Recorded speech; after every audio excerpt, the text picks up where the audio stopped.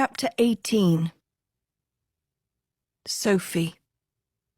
Love, purpose, food.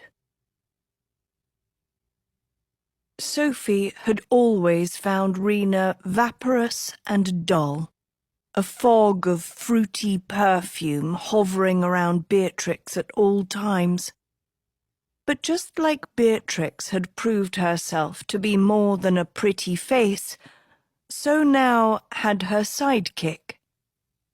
The historian might not be able to tell the tale of every soul, but even those it didn't choose could find their way into its light. The Shazabah princess led them out of the prison door, Agatha badgering her. "We have to find Merlin." "Leave him to me," Rena answered. Agatha frowned. "But we need to—" "What we need is to get to Aladdin's cave," Rena countered. "Do what I say, and you and the wizard survive. Try to control things like you always do, and we all die. Got it?" Agatha was speechless. "I'm loving new Rena," said Sophie. "Me too," said Tedros. Agatha shot them both a look.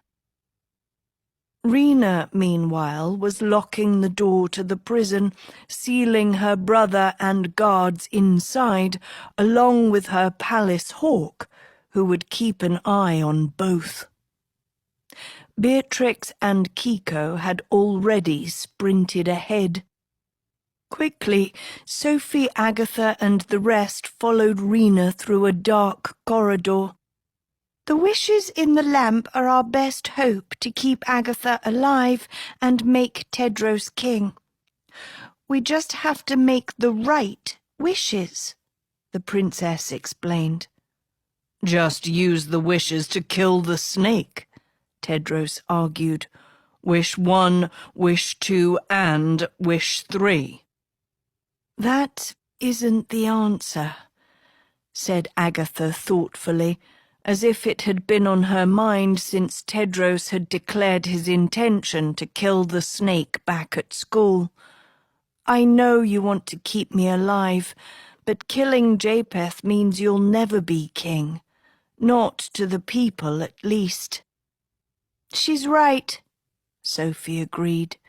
"Use magic to kill your opponent, and the woods will have even more reason to believe Japheth was the lion and you the snake." "There has to be a better answer," said Agatha, "and we have to use the wishes to find it." "But how else can wishes make me king?" said Tedros. "Second test is to kill you. That's not going to happen. Whole Woods knows it. How can a genie change that?" "Listen up," said Rena, halting in a dark corridor which led into a palace wing. "Agatha, take Tedros, Hort, and Uma to Pasha Dunes. Mostly sovereign clans there, they won't bother you. Find a pub called the Mirage. The rest of our team will be waiting." "What team?" asked Agatha. But now they could hear bootsteps in the distance, marching in uniform. Rena spun to Sophie. "You come with me." She shined her finger glow at 2 sets of red and gold robes pulled on the floor, Kiko's and Beatrix's. Rena thrust one at Sophie. "Put this on." She grabbed Sophie by the wrist, dragging her into the light. "Wait," Agatha whispered, yanking Rena back. "How are the rest of us supposed to get out of the palace?" "Same way you got in," Rena said. Agatha followed her eyes across the way, where behind glass doors a family of camels waited in an alley. 2 baby ones carried Beatrix and Kiko, who wore pearly chainmail and veils. while a familiar camel smiled right at Agatha, grunting a repeated phrase. "It's back," Hort grumped. "Tell me it's not saying what I think it's saying," said Tedros.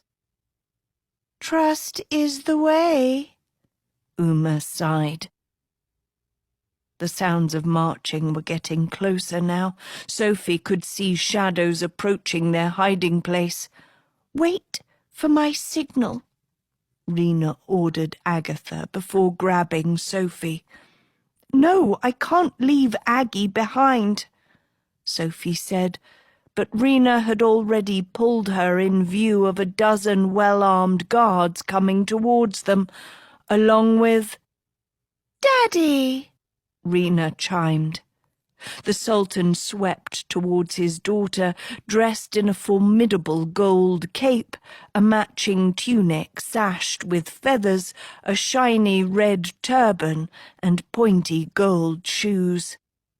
His face had a peculiar carrot-coloured tan, along with plucked eyebrows and a curly moustache. "Where are your guards, my child? With rebels on the loose, I don't want you travelling anywhere alone, even inside the palace." "They're keeping an eye on Brother before I go down and try again. I'm close to him telling me the genie's true love," Rena assured. "Not that I need guards. I'm safe with Shafali, my lady maid. She's trained in defence." Sophie glanced around, searching for this Shafali woman, before she saw Rena glaring right at her. "Shafali. Beautiful name. Beautiful girl," the Sultan cooed, appraising Sophie. "My wife had green eyes like yours. We're separated now. Where are you from?" Sophie delivered a cold stare. "The land of wishful thinking." "Is that in Uti?" the Sultan asked. He noticed his guards hovering behind. "Leave us," he commanded sharply. The guards dispersed. "So tell me, Shafali," the Sultan asked, shepherding her ahead, "what do you think of my palace?" Behind him, Sophie could see Rena guiding Agatha, Tedros, and the others out of their hiding spot towards the waiting camels. Rena mouthed at Sophie, pointing at her father's sash, "Get the compass." Sophie sucked in a breath. It was up to her now. Luckily, she had experience in dealing with despicable men. "What do I think of your palace?" Sophie said, turning to the Sultan. "I find it unnecessarily large and overbearing, as if meant to hide a leader's shortcomings." The Sultan blinked at her, his face reddening. He burst into laughter. My, a joker too. No wonder my daughter enjoys your company." "Wasn't joking at all, actually," said Sophie. The Sultan rambled on. "I shall write to the Queen of Uti about your charms. Your family should be rewarded. Perhaps we can make arrangements to have you here in the palace instead of slaving away for the princess. I can show you the world. But first, I'll have to pry you from my daughter's grubby little hands. Ha! Rena? Rena!" He turned to search for his daughter, about to spot her helping Agatha onto a camel. Sophie seized the Sultan's cheeks and swung his face back towards hers. "Have you been poisoned, sir?" "Poisoned?" said the Sultan, startled. She pried open his eyelids with her fingers. Toxins in your iris? Spots of blood? Have you had anything suspicious to eat or drink? Only my usual lamb omelette. He turned ashen. But it tasted different today. Too salty. Let me look, Sophie said, poking at his eyes and nostrils with one hand, her other palm moving near his sash. I see cloudy pupils, mottled skin, foul breath. She backed away from him. Not poison, I'm afraid. Something far worse. The Sultan gaped at her, scared. Sophie leered back. Old age. Come, Shafali, Rena said, clasping Sophie's arm intently. We'll return to the dungeons and give my brother another crack. Yes, mistress, said Sophie. Wish me luck, Daddy, Rena piped, towing Sophie from the frowning Sultan. Did you get it? Rena whispered in Sophie's ear. Is your father a dog? Sophie snapped back. Sophie wouldn't have suffered fools for anyone but Agatha. Agatha, who was out in the desert without her, Arthur's death warrant on her head. They needed to find Aladdin's cave and use the magic lamp to help Tedros get past the second test without killing Aggie. Sophie had no idea how that was possible. But she'd worry about that once they made it to the Cave of Wishes. She could feel the Sultan's compass rattling in her pocket as she and Rena hustled up a staircase to the top floor. Rena pushed through a door, and pink and purple light washed over them, the sunset expanding in all directions, along with a dizzying rush of fragrance. On the roof of the palace, a thin brown boy played a sitar as he paced between rows of lavish magic carpets, which were twitching and peeking at each other like toddlers put down for a nap, while sticks of incense burned soothing chamomile from brass holders. The boy spotted Rena and beamed brightly. "Where is he?"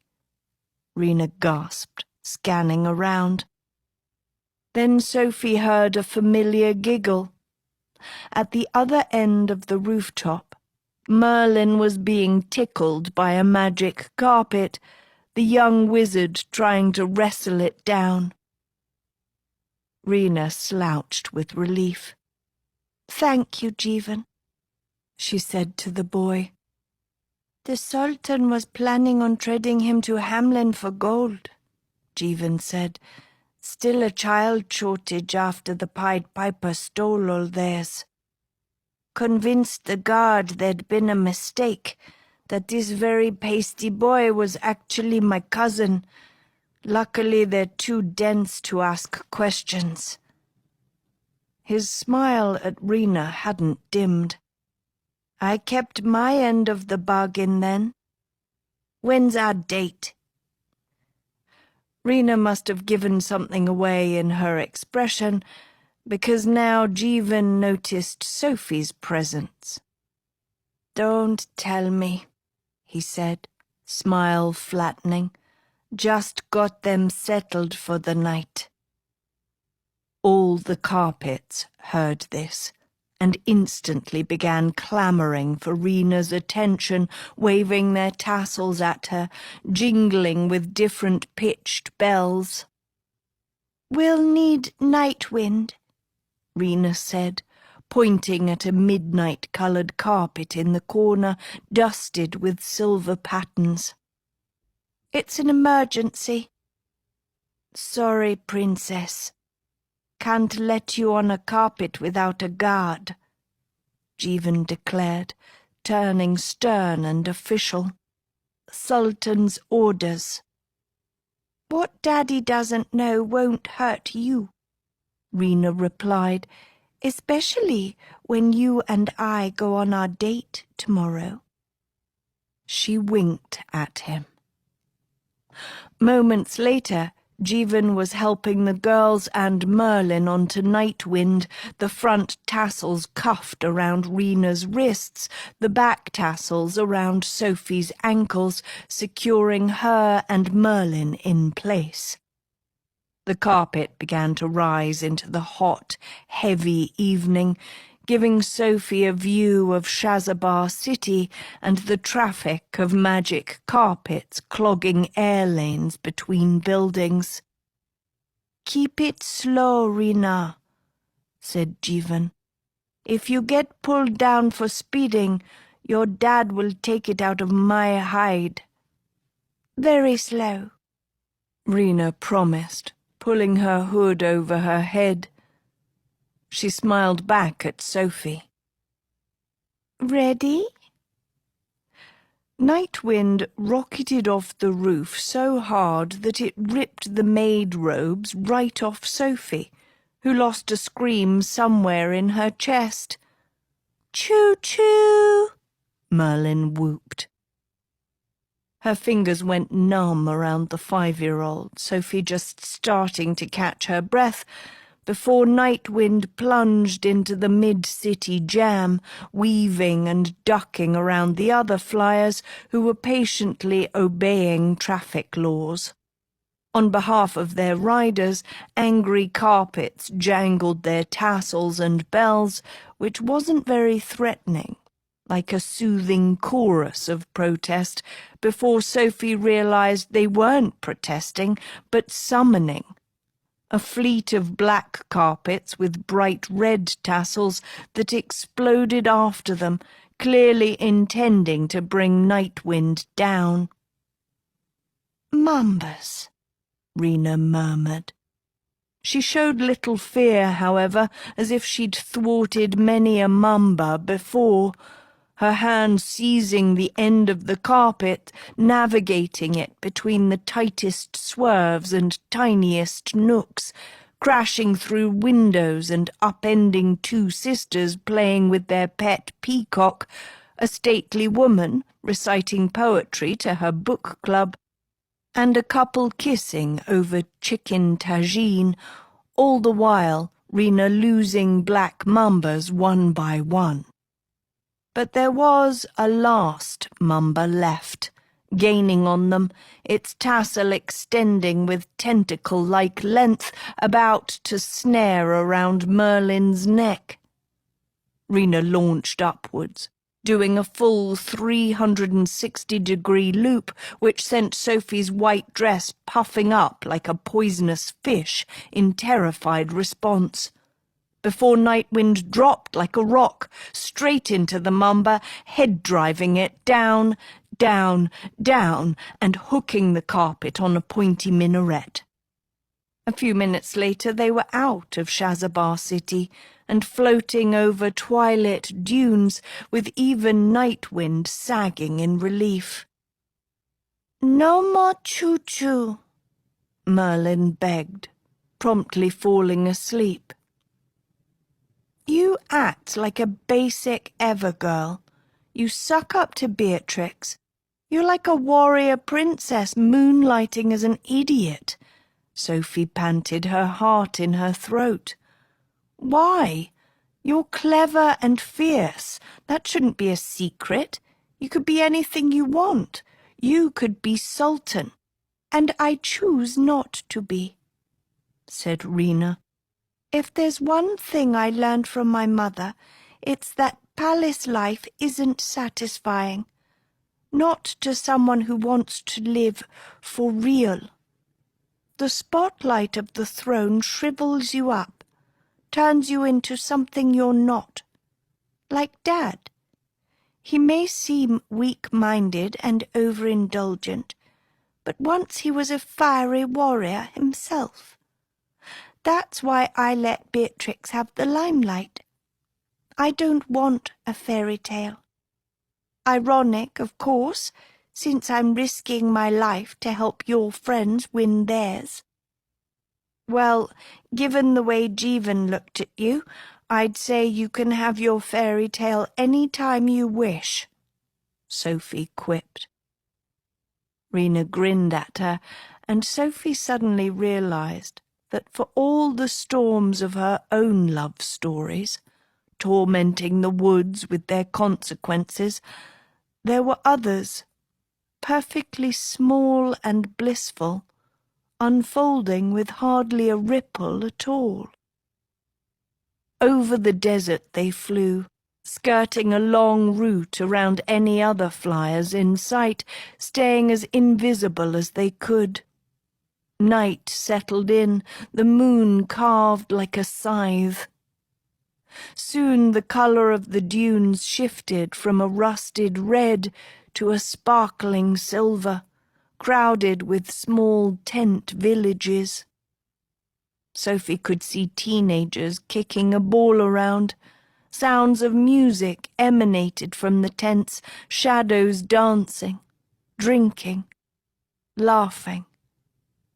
Farther ahead, Sophie spotted a family of camels on a vacant stretch of sand, feeding from buckets of dried-out grass that someone had laid out for them. Sophie tensed. Those camels, they were the ones with Agatha. Where is she? Rena steered Nightwind down. I'd say she's right where she's supposed to be. Over the empty sand a vision appeared, a tiki hut, strung with 1,000 lights and baubles and trinkets of every colour, like a chaotic Christmas tree. Outside, crickets gathered, playing a sultry desert beat. A firefly-lit sign beamed out front. The Mirage, best food in the desert, appearing nightly. Rena landed Nightwind, and after jostling Merlin awake, Sophie wobbly dismounted, still dizzy from the ride, her shoes sinking into sand as she hustled the little wizard towards the pub, anxious to find Agatha. She was desperate to have her best friend at her side again, and no doubt Aggie was feeling the same. Sophie pushed through the door, scanning the brightly lit pub for her. Only it seemed Agatha already had friends at her side. And not just friends. Knights. A whole bunch of them, at least 10, dressed like Beatrix and Kiko had been, in shimmering armour.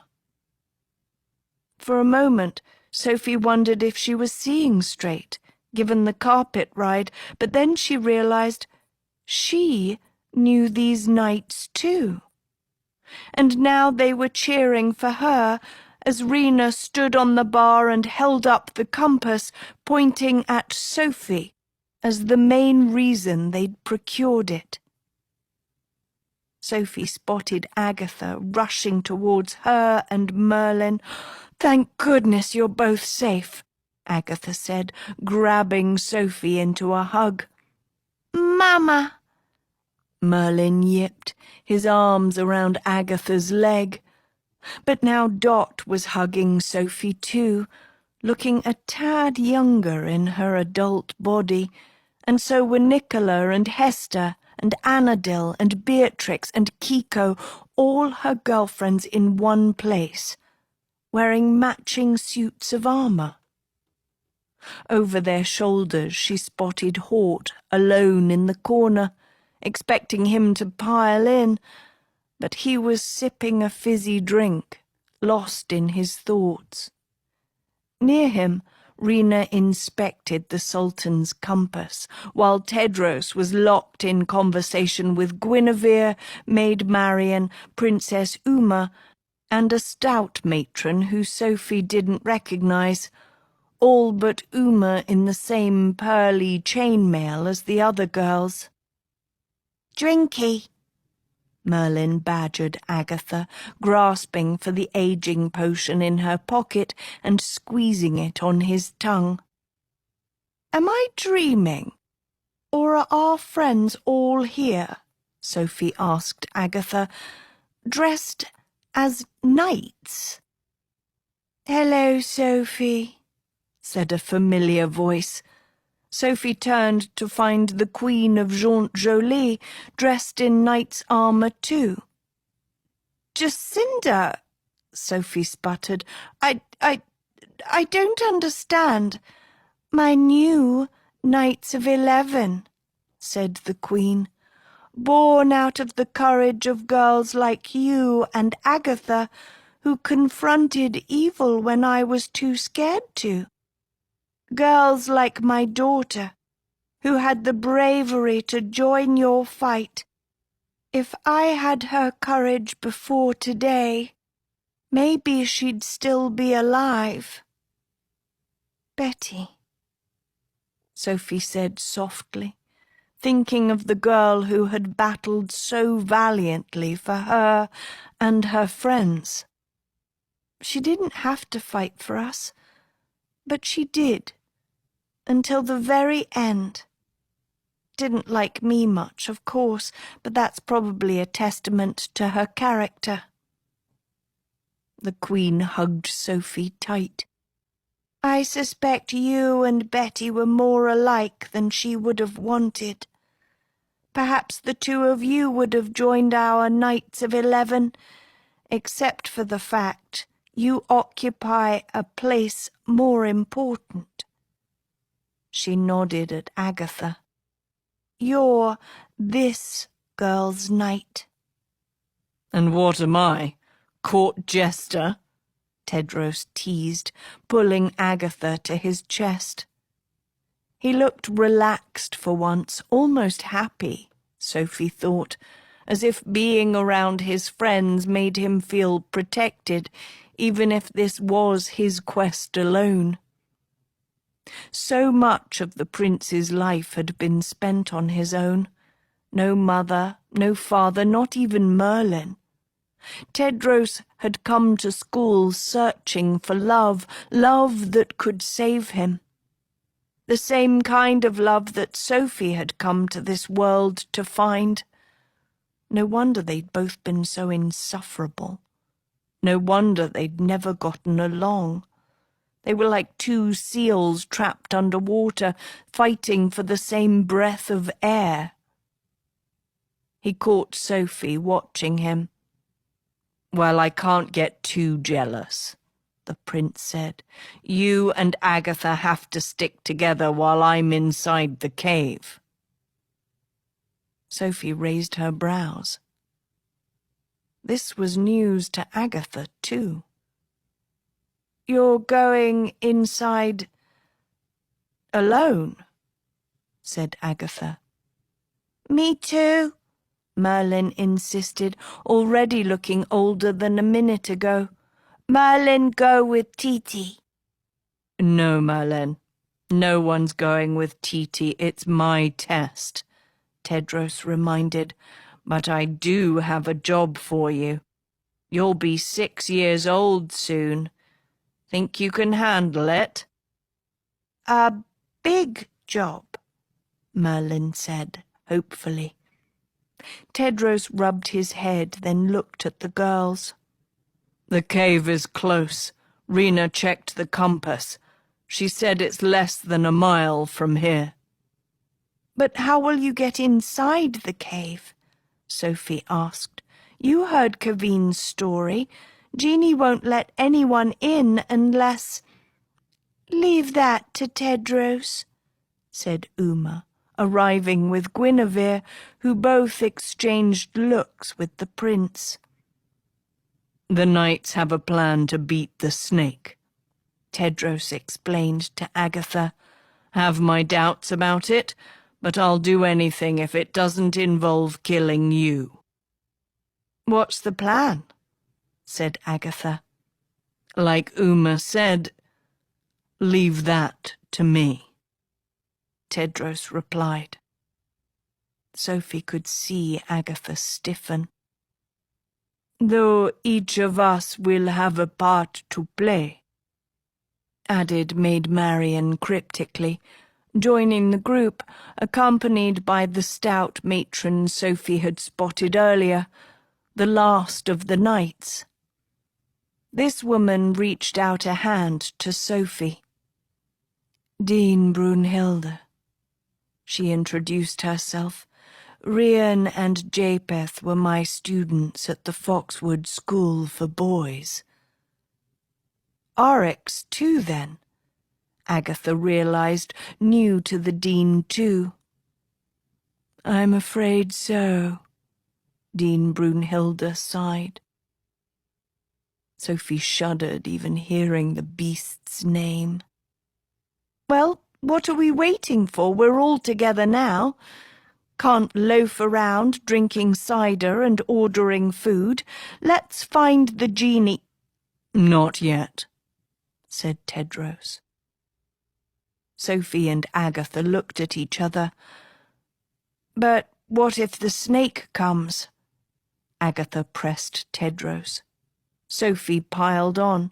Didn't you hear what Rena said before? Sultan already told the snake we're here. Japheth's on a ship to Shazabah. And when the Sultan finds out we've escaped, he'll see his compass is missing. He'll know we've gone to the caves. Japheth will track us there, Agatha finished. Tedros grinned. Exactly. The two girls stared at him, confused. Did someone say food? A voice trilled. From the kitchen a big-bellied woman flounced out in a sequined headscarf and tunic, her face spotted with flour, her arms piled with sumptuous spreads. Red lentil soup, cucumber salad, hummus with mushrooms, spinach and feta pies, crispy yellow rice, stuffed grape leaves, garlic shrimp, milky pistachio delights, and towers of cookies and cakes. Mother, Rena said, hugging her, I told you not to go overboard. Last thing we need before a battle is bloated bellies. For once I wish you were more like your father. Eating is exactly what knights should do before battle. Her mother ribbed before barking at a scrawny man struggling to get more platters through the kitchen doors. Yusuf, hurry and bring the kebabs before they get dry. Then what will we do? Use them as stones? Sophie, meanwhile, had forgotten all about arguing with Tedros and was stuffing her face with cucumber salad, savouring the tarty lemon dressing, unable to remember the last time she ate a well-seasoned meal.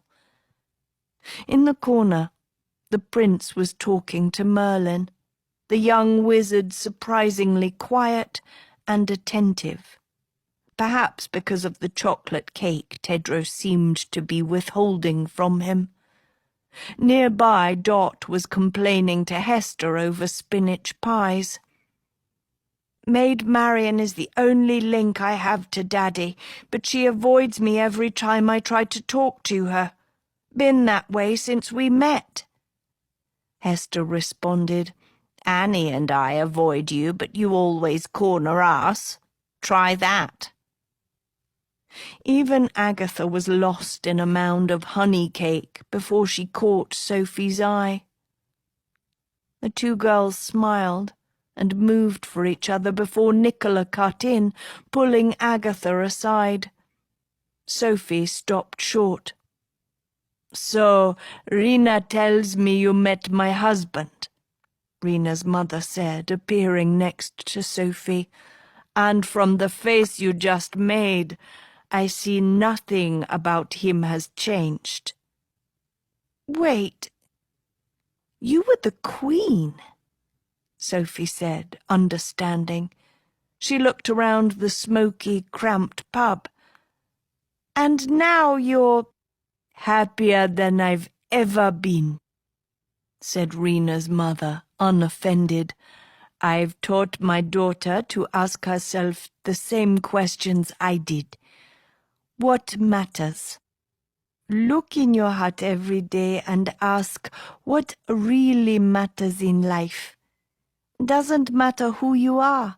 It's the same answers for everyone. Love, purpose, food. That's it. That's all we need. Rena's mother was studying Yusuf, dropping kebabs as he tried to serve them to the witches. Yusuf caught her watching, and the two exchanged adoring smiles. Suddenly Sophie understood.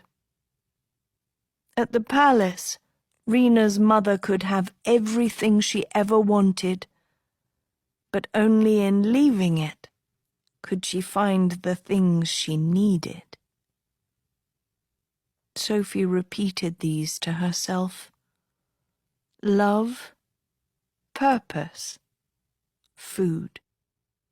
I don't know if I have any of those, she confessed.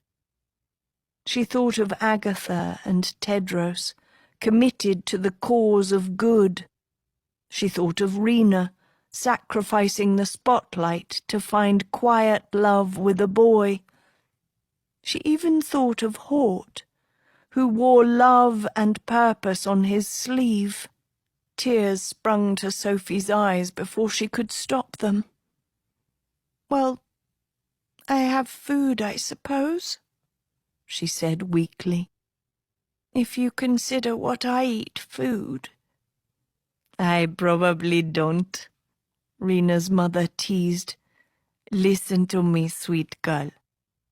So many of us make the mistake of denying ourselves what we want, out of fear that we don't deserve it.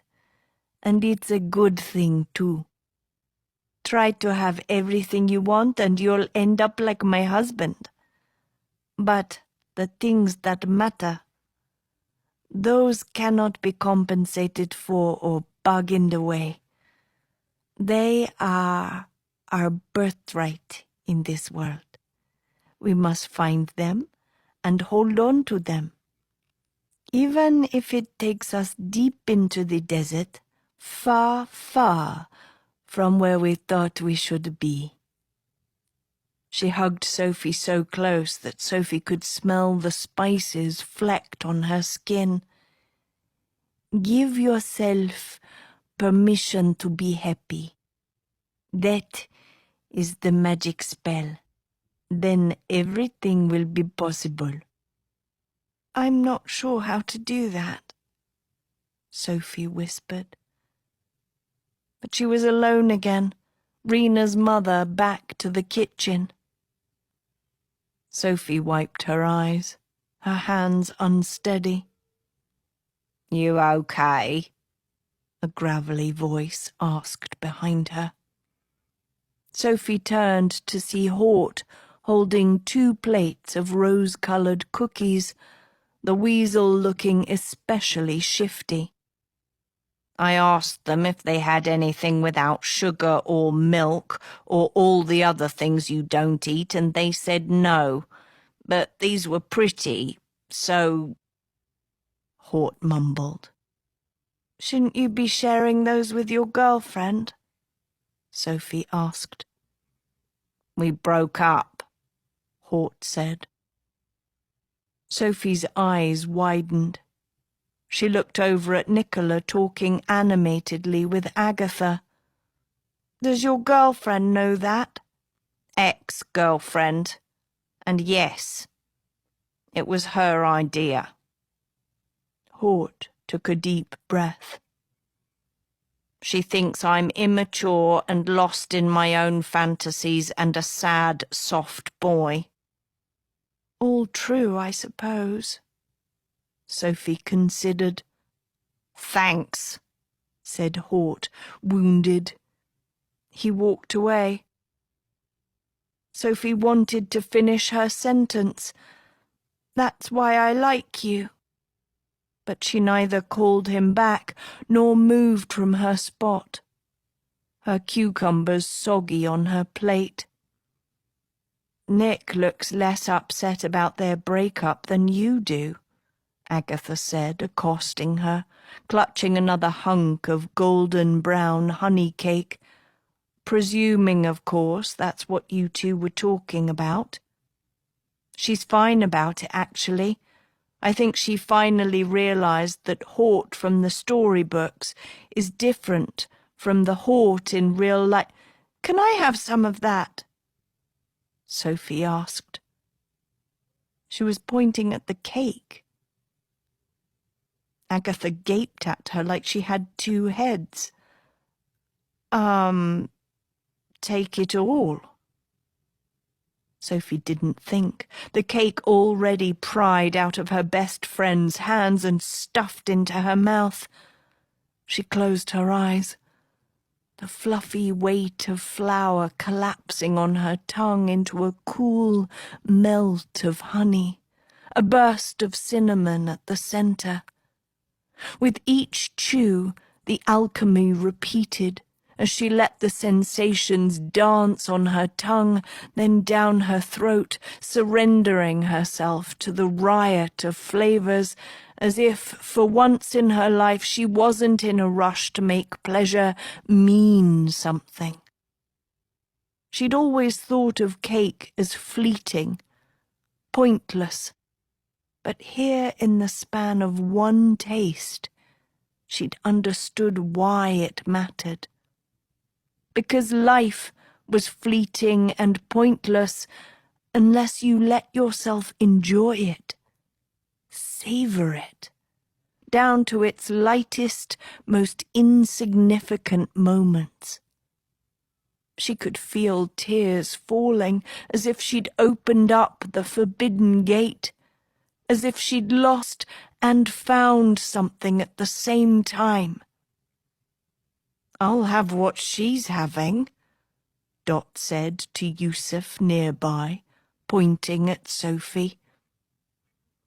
Sophie looked at Agatha. They both cracked up.